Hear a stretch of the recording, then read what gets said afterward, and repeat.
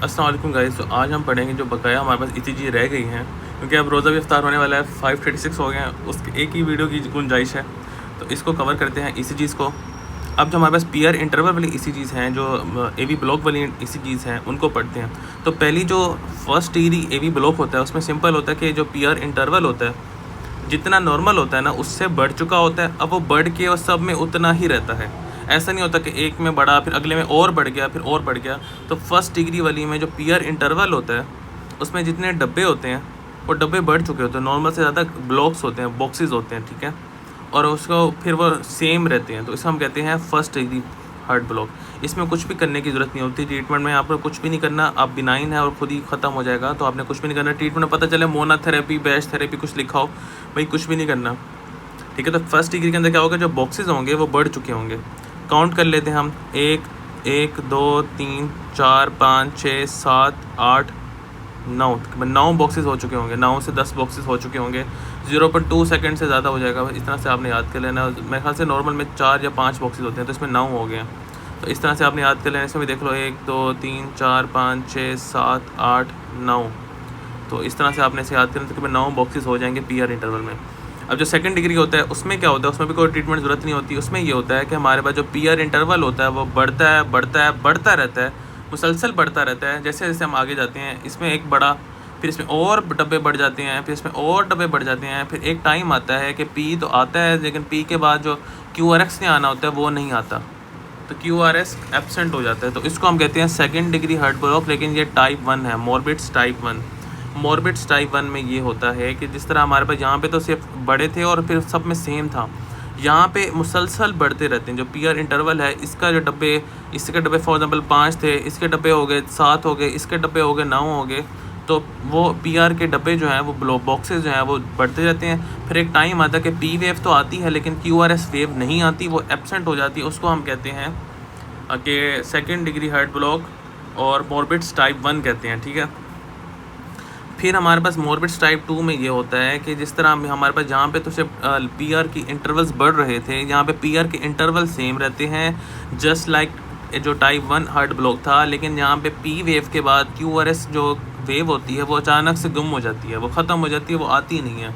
तो इसको कहते हैं टाइप 2 का हार्ट ब्लॉक। लेकिन इसमें जो है हमारे पास वो पीआर इंटरवल सेम रहते हैं। तो जब भी टाइप 2 हार्ट ब्लॉक की बात हो, तो आप समझ जाना कि इसमें जो है ना, एक टाइम आएगा कि QRS की जो वेव है वो नहीं आएगी। अब जो टाइप 1 होगा, ठीक है, टाइप 1 ठीक है होगा, और टाइप 2 में फ़र्क ये होगा, एक में ये होगा कि पीआर इंटरवल जो होंगे आहिस्ता आहिस्ता बढ़ रहे होंगे, और एक में पीआर इंटरवल सेम रहेंगे, बस QRS कम्प्लेक्स किसी टाइम पे आगे ख़त्म हो जाएगी, यानी कि आएगी नहीं, एब्सेंट हो जाएगी। तो टाइप 2 में हमेशा याद रखना है कि हमारे पास जो है ना, जो QRS कम्प्लेक्स नहीं आएगी, ठीक है। और टाइप 1 में ये होगा कि पीआर इंटरवल बढ़ रहे होंगे, और टाइप 2 में होगा कि पीआर इंटरवल जो है वो सेम रहेंगे। इसको इस तरह से याद कर लो कि पहली वाली में क्या हुआ, पीआर इंटरवल क्या है, सेम है। सबके पीआर इंटरवल बड़े हुए तो हैं, लेकिन हैं सेम। इसलिए हमने जो है ना, जो सेकंड डिग्री हार्ट ब्लॉक होगा, उसकी जो टाइप 1 होगी, जो उसके बाद आ रही है, उसको थोड़ा सा फ़र्क तो रखना है ना।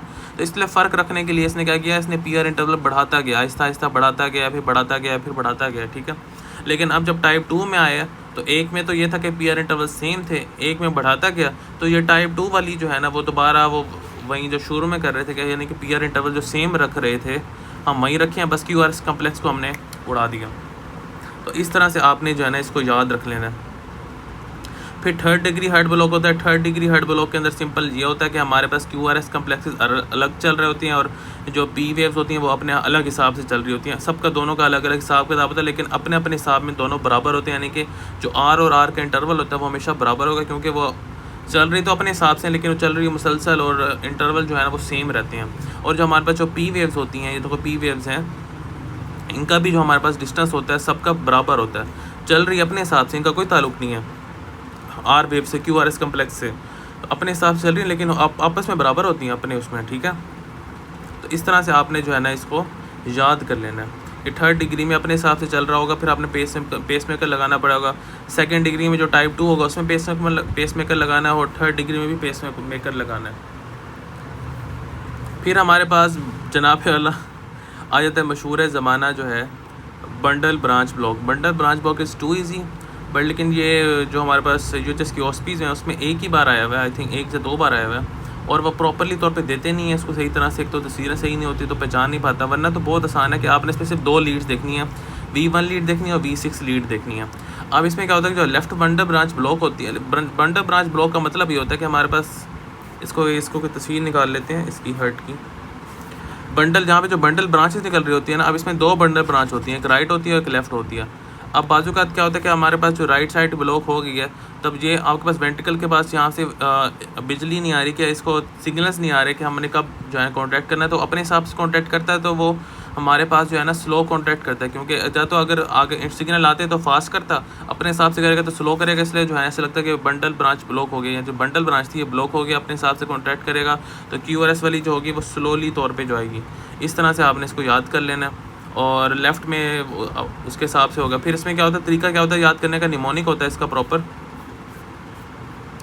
इसका निमोनिक हमारे पास होता है कि विलियम्स होता है और मैरो होता है। मैरो याद कर लो सबसे पहले, MARROW, ये राइट है RR में, ठीक है।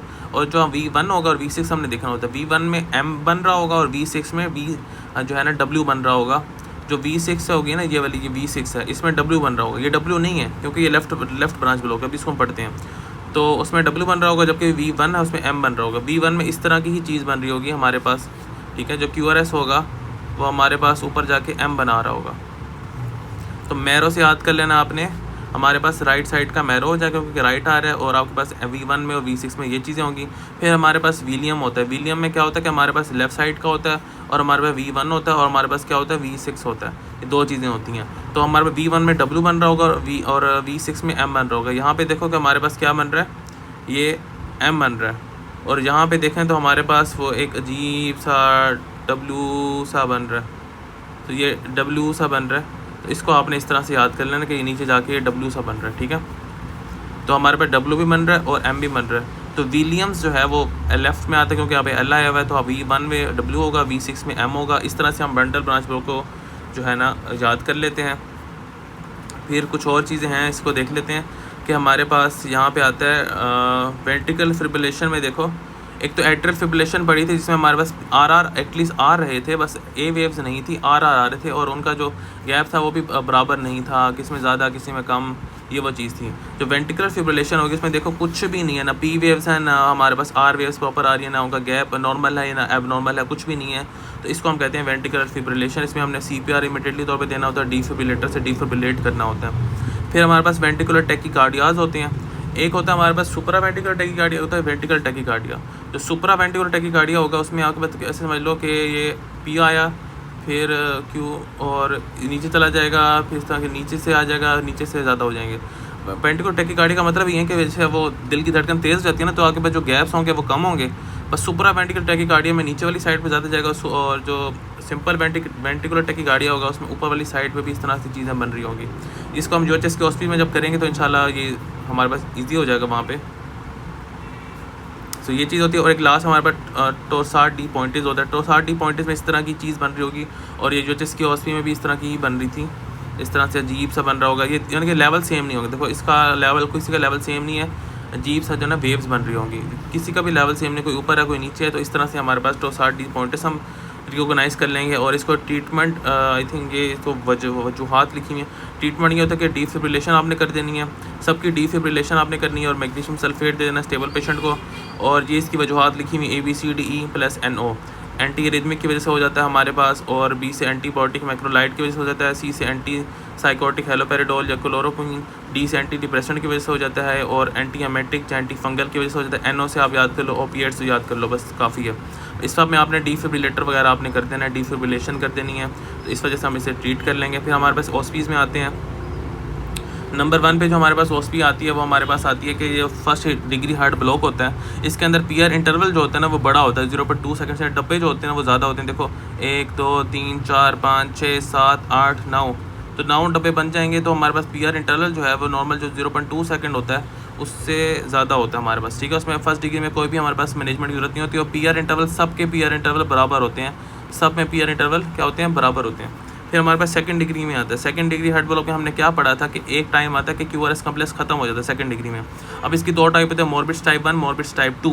मोर्बिड्स टाइप 1 में ये होता है कि पहले वाले से फ़र्क होता है, यानी कि इसमें PR इंटरवल बराबर थे, तो इसमें PR इंटरवल बराबर नहीं होते, बल्कि देखो ये वाला जो है यहाँ तक है, फिर ये वाला और बढ़ गया, फिर हमारे पास जो है ना पहले वाला छोटा था, फिर दूसरे वाला और बढ़ गया। आप डब्बे गिनते जाओ ना, 1 2 3 4 5 इस तरह से हैं, 1 2 3 4 5 6 7, फिर 1 2 3 4 5 6 7।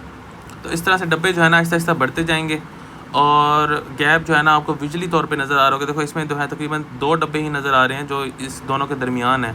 इसमें देखो 1 2 3 4 नज़र आ रहे हैं। फिर इस तरह से है ना आगे आगे बढ़ते जाएंगे तो आपको प्रॉपर्ली तौर पे नज़र आ रहा होगा कि पीआर इंटरवल बढ़ रहा है। 1 2 3, फिर 1 2 3 4 डब्बे नज़र आ रहे हैं, ठीक है। तो पीआर इंटरवल बढ़ रहा है। फिर एक टाइम आएगा क्यूआरएस कम्प्लेक्स ही गायब हो गया। जब क्यूआरएस कम्प्लेक्स गायब हो जाएगा तो हमारे समझ जाना है कि टाइप हमारे पास सेकंड डिग्री हार्ट ब्लॉक है। अब हमने सिर्फ निकालना है कि मोरबिस टाइप 1 है या मोरबिस टाइप 2 है। मोरबिस टाइप 1 होगा तो पीआर इंटरवल बढ़ रहा होगा मुसलसल, और टाइप 2 होगा तो उसमें ही होगा। टाइप 1 की हम ट्रीटमेंट कुछ भी आई थिंक नहीं करते, उसमें तो लिखा होता है कि हम ज़्यादा ज़रूरत नहीं होती। इसमें लिखा हुआ एट्रोपिन वगैरह दे देना अगर ब्रेडिकार्डिया वगैरह हो जाएगा। और पीआर इंटरवल इसमें वेरिएबल तौर पे हैं और वेरिएबल हैं, और पीआर लेंथ जो है मुसलसल बढ़ रही है और क्यूआरएस कम्प्लेक्स जो है ना वो एब्सेंट हो गया। और इसके अंदर जो मोरबिस टाइप 2 वाली में होता है हमारे पास जो पीआर इंटरवल बराबर सेम होते हैं सब में। ये पीआर इंटरवल है, ये पीआर इंटरवल है, ये पीआर इंटरवल है, हमारे पास सब में पीआर इंटरवल जो है वो बराबर है। बस एक टाइम आएगा कि हमारे पास जो क्यूआरएस कम्प्लेक्स है वो गायब हो जाएगा, तो ड्रॉप्ड हो जाएगा, एब्सेंट हो जाएगा। तो इसमें भी हम वही करते हैं, एट्रोपिन देते हैं। एट्रोपिन देते हैं शुरू में, और उसके बाद जो है ना पेस मेकर लगा देते हैं, क्योंकि इसमें हमने ट्रीटमेंट करना होता है पेस मेकर से। थर्ड के अंदर भी हम पेस मेकर ही लगा देते हैं, ठीक है। बाकी एट्रोपिन दे देने ताकि उसको हम कर सकें। और इसमें कोई भी एसोसिएशन नहीं होती PO3 में। थर्ड डिग्री जो होता है बी अपने हिसाब से चल रहा होता है और हमारे पास जो है वो अपने हिसाब से चल रहा होता है, और सब जो है ना आपस में बराबर होते हैं। तो इस तरह से आपने इसे याद कर लेना। ये तो ये हो गया, फिर ये हो गया, फिर ये दोबारा P आ गया, फिर ये P आ गया, और RR जो है वो आपस में बराबर होते हैं। तो हर किसी की अपनी जो होती है। इसमें भी एट्रोपिन कर देना और आपने पेस मेकर दे देना। एक बार दोबारा देख लेते, पहली वाली में कुछ भी नहीं करना। सेकंड डिग्री में क्यूआरएस कम्प्लेक्स एब्सेंट होगा, पीआर इंटरवल बढ़ रहे हैं, तो फर्स्ट डिग्री है उसमें आपने बस एट्रोपिन दे देना है। सेकंड और थर्ड में आपने एट्रोपिन और पेस मेकर दे देना है। फिर हमारे पास सुपर वेंटिकुलर टैकीकार्डिया में मैंने जो आपको बताया था कि नीचे वाली साइड पे देखो नॉर्मल गैप इतना था। अब यहाँ पे जो समझाने के लिए बता रहे हैं कि नॉर्मल गैप इतना था, फिर देखो ये छोटे छोटे हो गए, यानी कि टैकीकार्डिया हो गया।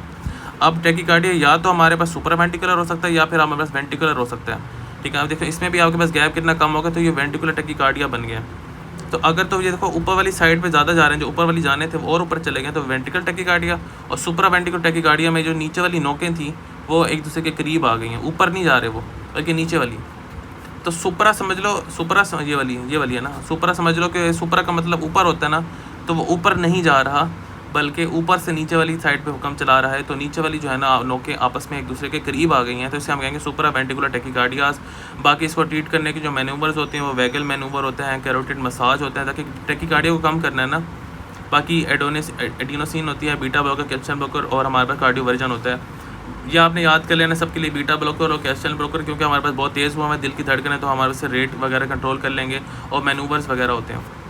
और वेंटिकुलर टैकीकार्डिया हमने समझ आ गया। वेंटिकुलर टैकीकार्डिया को कैसे हम ट्रीट करेंगे, उसके लिए भी वहीं हमारे पास एक डिफिब्रिलेशन है, या कार्डियोवर्जन है, या एम्यूटेरॉन वगैरह दे देंगे, और कार्डियोवर्जन ही बेसिकली तौर पे आ रही होती है, ठीक है। तो इस तरह से हम पता चलेंगे नो पीआर इंटरवल कोई नहीं है, वाइड ब्रॉड क्यूआरएस कम्प्लेक्सेस वगैरह हमारे पास आ गए हैं, तो इससे हम पता चल लेंगे। यहाँ पे जो है ना सुपर वेंटिकुलर टैकीकार्डिया में जो क्यूआरएस कम्प्लेक्सेस हैं वो बहुत कितने नैरो हो गए हैं, पतले से हो गए हैं, ठीक है। जबकि जो जो हमारे सिंपल वेंटिकुलर टैकीकार्डिया में क्यूआरएस कम्प्लेक्सेस बहुत वाइड से हो गए हैं। तो इस तरह से आपने इसको याद कर लेना, ये दोनों का फ़र्क हो जाएगा। तो ये चीज़ हमारा सुपर वेंटिकुलर टैकीकार्डिया होगा तो नीचे वाली नोकें करीब हो जाएंगी, और इसमें आपके पास क्यूआरएस कम्प्लेक्सेस कितना छोटे से हो जाएंगे। और अगर हमारे पास सिर्फ वेंटिकुलर टैकीकार्डिया होगा तो हमारे पास क्यूआरएस कम्प्लेक्सेस वाइड हो जाएंगे, बाकी कार्डियोवर्जन, एम्यूटेरॉन, और उसमें कैरोटिड मसाज वगैरह ये वो चीज़ें कर देंगे।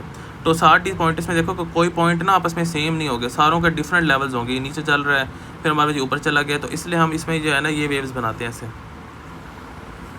इसमें देखो ये वेव इधर है, ये वेव इधर है, तो इससे हमें पता चलता है तो 60 पॉइंट्स पॉलीमॉर्फिक। बहुत सारी डिफरेंट फॉर्म होती हैं क्यूआरएस कम्प्लेक्सेस की, कोई एक फॉर्म नहीं होती। तो यहाँ पे डिफरेंट है, यहाँ पे डिफरेंट है, यहाँ पे डिफरेंट है, हर जगह पे डिफरेंट फॉर्म्स आ रही है उसकी, ठीक है।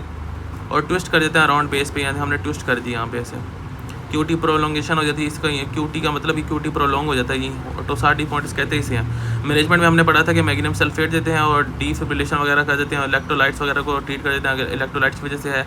अब इसका वजह क्या होती है, ABCDNO, anti arrhythmic, antibiotic, anti psychotic, anti diuretic और एंटी एमेटिक वगैरह, जो भी आपको याद आ जाए आपने बता देना है। वेंटिकुलर फिब्रिलेशन हमने देखा था कि ये इस तरह की चीज़ बन रही थी, ये हम देखो इसमें कुछ भी नहीं, ना P वेव्स हैं ना R वेव्स हैं, तो वेंटिकुलर फिब्रिलेशन जो हमारे पास हो जाएगी। और इसका डीफिब्रिलेशन, आपको कुछ भी समझ नहीं आ रहा, याद नहीं आ रहा, आपने डीफिब्रिलेशन लिख देना है कि डीफिब्रिलेशन वगैरह लिख देनी है। बाकी सिर्फ वो सुपरा वेंटिकुलर टैकीकार्डिया के अंदर मैन्यूवर्स वगैरह एडिनोसिन वगैरह करते हैं, ठीक है। हाइपोकलीमिया हम पहले पढ़ चुके हैं पिछली वाली में। अब यहाँ पे लेफ्ट बंटर ब्रांच ब्लॉक तो है, लेकिन लेफ्ट बंटर ब्रांच ब्लॉक में हमने क्या पढ़ा था, हमने पढ़ा था कि विलियम्स होता है, WILLIAM। V1 में ये होगा, V6 में होगा, यहाँ पे प्रॉपरली तौर पे वो नज़र नहीं आ रहा, तो इसलिए हम बता नहीं सकते। मैंने भी देखने की कोशिश की थी यहाँ पे M, अब देखो प्रॉपरली तौर पे है नहीं, तो हम या तो ये यहाँ पे देखो ना, तो यहाँ पे ऐसे सा बन रहा है, विलियम्स M बन रहा है, लेकिन यहाँ पे क्योंकि तस्वीर ब्लर है तो हम उसका कह नहीं सकते। बाकी इसकी हम वजह याद कर लेते हैं, ठीक है। तो ब्रॉड क्यूआरएस कम्प्लेक्सेस हो गए, याद कर लेना, क्योंकि मकसद ही है ना कि हमारे पास जो बंडल ब्रांच थी जो हमने दिखाई थी, ये वेंटिकुलर है, इसको जो बंडल ब्रांच ने जाना था वो ब्लॉक हो चुकी है। जब वो ब्लॉक हो चुकी है तो हमारे पास अपने आप से खुद ही जो है ना अपने आप को पोलराइज करेगा, तो वो आपके पास स्लोली तौर पे करेगा, तो वो ब्रॉड बन जाएगी, ठीक है। इसकी वजह क्या होती है कि मायोकार्डियल इस्कीमिया हो गया, या फिर आपके पास लेफ्ट वेंट्रिकल की हाइपरट्रॉफी हो गया, DCM हो गया, या नॉर्मल वेरिएंट के अंदर भी हो सकता है, इस्कीमिया के अंदर या DCM वगैरह के अंदर जो है उससे हम याद कर लेंगे। फिर हमारे पास आती हैं जो ये बाकी तो हमने पढ़ ली हैं पहले। अब हमने ये चीज़ हो गई,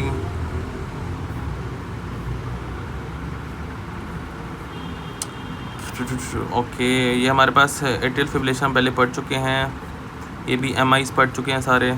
ये वेंटिकुलर टैकीकार्डिया हो जाएगा हमारे पास। हमने दो चीज़ें पढ़ी हैं, सुपर वेंटिकुलर टैकीकार्डिया में क्यूआरएस कम्प्लेक्सेस जो हैं वो बहुत नैरो हो जाते हैं, ये इसमें जो ऊपर गए होते हैं वेंटिकुलर टैकीकार्डिया होता है। और अक्सर वाले में जो सुपर वेंटिकुलर टैकीकार्डिया था उसके अंदर हम वही कार्डियक मैनोवर्स वगैरह, adenosine, beta blocker, calcium blocker वगैरह दे रहे थे, और इसके अंदर वहीं कार्डियो वर्जन देनी है, डीफिब्रिलेशन वगैरह कार्डियो वर्जन जो है ना, इस तरह से आपने याद कर लेना है। वेंटिकुलर टैकीकार्डिया में क्यूआरएस कम्प्लेक्सेस ब्रॉड हो जाएंगे और सुपर वेंटिकुलर टैकीकार्डिया में क्यूआरएस कम्प्लेक्सेस नैरो हो जाएंगे, और ये हमारे पास ये चीज़ हो जाएगी। ये भी हमारे पास वहीं है कम्प्लेक्स टैकी जो है सुपर वेंटिकुलर टैकीकार्डिया है, उसमें जो नीचे वाली चीज़ें हैं वो बहुत करीब हुई हुई हैं। बस आपने सिंपल याद करना है, सुपरा वेंटिकुलर टैकीकार्डिया में जो क्यूआरएस कम्प्लेक्सेस होती हैं वो करीब हो जाते हैं, क्योंकि ऊपर से पैगाम आता है कि तेज़ काम करो, जल्दी नहीं करो, तो वो क्यूआरएस कम्प्लेक्सेस नैरो हो जाती हैं, जबकि वेंटिकुलर टैकीकार्डिया के अंदर क्यूआरएस कम्प्लेक्सेस ब्रॉडर होती हैं। ट्रीटमेंट कैसे होता है, हमने देखा कि कैरोटिड मसाज या वेल्सवर मैनूवर वगैरह होते हैं, बाकी adenosine, beta blocker, calcium blocker वगैरह और डाइजोक्सिन वगैरह चीज़ें हमने दे देनी है। वेरापामिल कैल्शियम ब्लॉकर और बीटा ब्लॉकर वगैरह हमने दे देना है। बाकी कैरोटिड मसाज होते हैं और वेल्सवर मैनूवर्स होते हैं।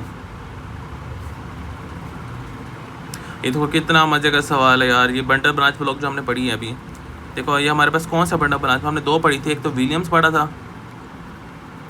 फिर हमने पढ़ा था मैरो पढ़ा था। मैरो के लेक्चर्स होते हैं ना जो इंडिया के यूट्यूबर्स हैं, इंडिया के प्रॉपर चैनल है, वेब प्लेटफॉर्म है, तो राइट वाली साइड पे होगा V1 और ये V6 होता है। अगर राइट होगा तो V6 में W होगा, ये V6 को हमने देखना है, ठीक है। और अगर हमारे पास जो लेफ़्ट का होगा ये LL है लेफ़्ट में, तो V6 में M बन रहा होगा। देखो V6 का देखो M बन रहा है, तो ये हमारे पास कौन सा लेफ्ट बंडल ब्रांच ब्लॉक है, और ये W बन रहा है जहाँ पे W V1 में बनना था। तो इस तरह से हम इसे रिकॉग्नाइज़ कर लेंगे। तो हमारे पास ये जो इसमें बॉटम वाली में क्या नज़र आ रहा है, हमारे पास बॉटम वाली में हमारे पास है लेफ़्ट बंडल ब्रांच ब्लॉक है, ठीक है। तो हमने इसको इस तरह से रिकॉग्नाइज़ कर लिया। इसकी वजूहात क्या होती हैं, इसकी वजूहात हमने पढ़ी थी, मुझे याद नहीं आ रहा, शायद पढ़ी थी हमने, इस तरह की तस्वीर बनाई थी कोई, और पेरिकार्डाइटिस था, ischaemic heart disease, mitral stenosis, pericarditis और एक हाइपर, शायद वो था या शायद नहीं, हाइपरटेंशन, एयोटिक स्टेनोसिस और कार्डियोमायोपैथी। और left bundle branch block mainly वही चीज़ें थी जो इस्कीमिक से रिलेटेड होती हैं, इस्कीमिक हार्ट डिजीज़ वगैरह या कार्डियोजेनिक मायोकार्डियल इन्फेक्शन वगैरह, वो उनसे रिलेटेड जो है ना आपने से बता देना। एक तो वही हमारे पास जो हमने यहाँ पे माइट्रल नीचे जाना है ना, तो माइट्रल स्टेनोसिस हो जाएगी उसका मसला, या कार्डियोमायोपैथी हो गई है, या इस्कीमिक हार्ट डिजीज़, हाइपरटेंशन।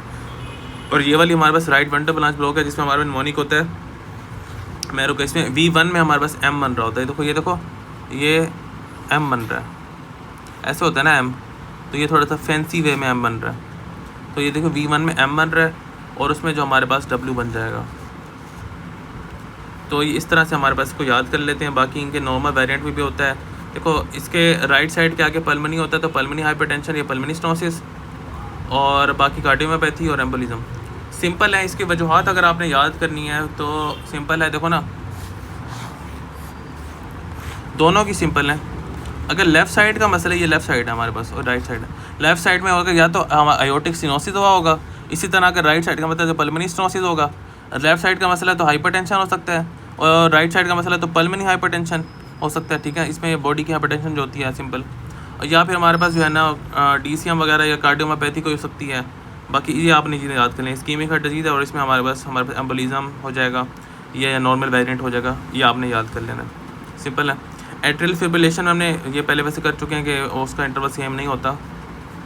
ये अल्हम्दुलिल्लाह ये हमारे पास कवर हो गए। ECG जो बाकी रह गई थी, इंशाल्लाह इसमें से ECG आ जाएंगे और आसान होगा। तो thank you so much for listening.